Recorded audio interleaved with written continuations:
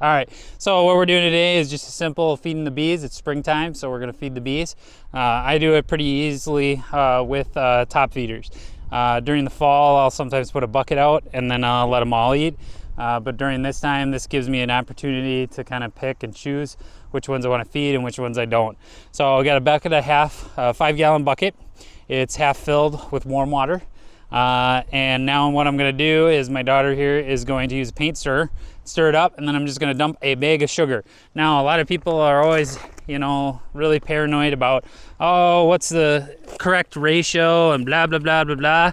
I don't worry about the ratio too much because again, 2 pounds. So it's about 2 gallons in there because it's half the bucket. And then that would be about 16 pounds of sugar. This sugar right here, I believe this bag is 25 pounds. Yep, so it's 25 pounds. So I need about 16 pounds of sugar to go into here. It's a little over 16 pounds, but I don't want to do math, and so I'm just going to dump that in there and call it good. And we'll mix it in there. As soon as I get something to open this with, I don't know if I can tear it. Oh, there it goes. Yep. Okay. So as she's spinning it, I'm gonna dump it. So you start spinning. Keep going fast. So it keeps stirring it, stirring it. And the warm water just lets it dissolve faster. And again, just stirring it keeps it going and mixing up. You'll notice that there was 2 gallons in there, and now the sugar is displacing it, so it's getting to the top there. So maybe I did a little too much of the sugar, but again, I'm at 25 pounds and I only needed like 16. So, can I borrow it? Okay. So, if you really hold it, you don't want to go too fast with it, but you get down there on the bottom and kind of spin it, get it going.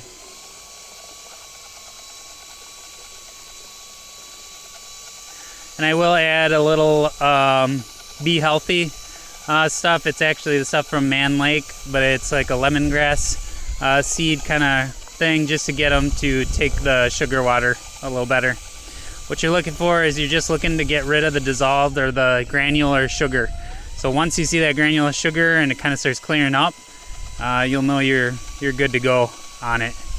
And again, the warmer water is just what gives it the ability to break down the sugar a little more. This I found is the most efficient way to do this. I've tried different methods and mixing sections, and again, you don't really need to worry about the ratios and all of that stuff.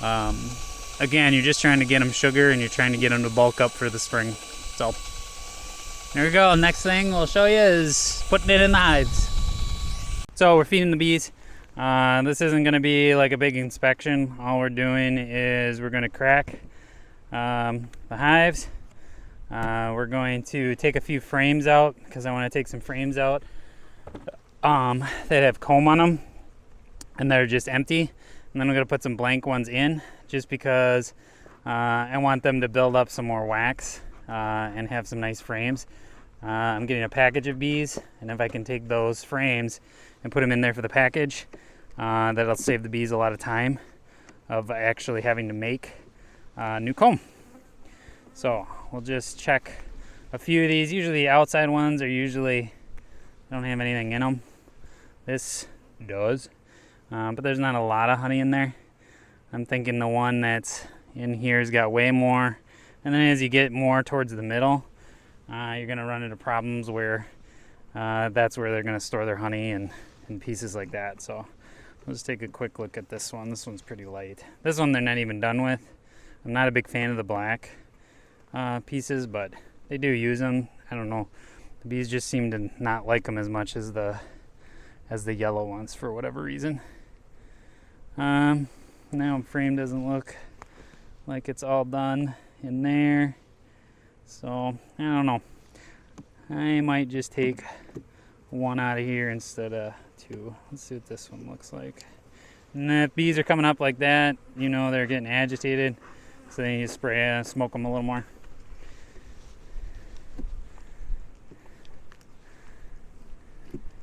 And again, I wouldn't do this every single time, but I'm just trying to save some of the frames because I want to do splits later on.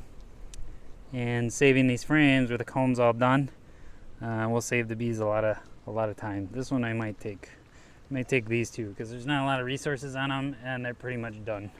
So that'll help get the other bees a good start. These are plastic frames too. I don't really like them, but they work. They came with the nukes that I had. This one, they got all kinds of nectar and honey and they're packing away stuff. So they're really working at this one. So what I'm going to do is I'm going to take this one, I'm going to put it on the outside of the hive. And the reason I'm doing that is just so that they can work on putting wax on it towards the inside or towards the here. So if you put a frame that's got a comb and you put it in between, the theory is that they will build it up faster than if it's just randomly in there somewhere. So I'm going to grab my frames.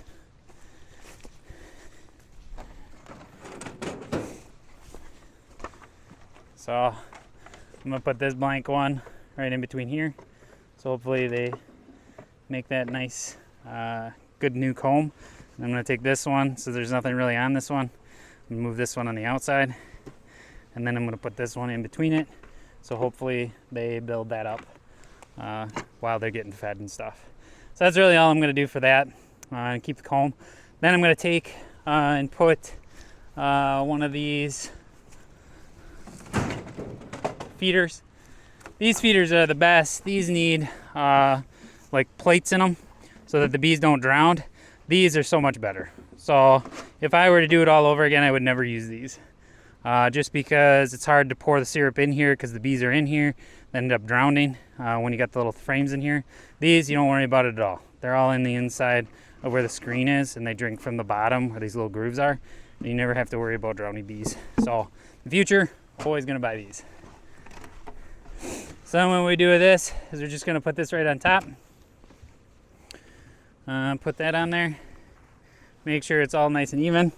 Then we have our syrup that we just mixed up. We're going to try not to get this everywhere. And then we're going to dump it right in there and fill it up. And then I always like to dribble it across so that the hive knows it's here. And then you dump the other one. And again, with that lemongrass smell and stuff, I'll be taking this down pretty fast. So, and again, another reason I use 5-gallon buckets is because these usually take about half of a 5-gallon bucket. I probably could do a tad bit more in here. They do a really good job of filling it up. So, they'll eat that. They'll make more wax, make everybody happy. So now I just close up the hive because I don't want to bug them too much. Let them do their thing. Close the hive, take the top, put the top on there like that. Make sure they can't get in. The entrance in the back, put the rock on top, and done. And now we do it 4 more times.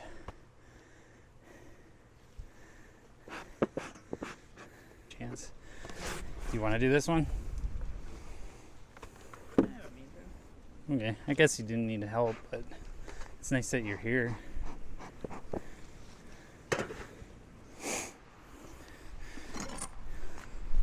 Whew, it's windy.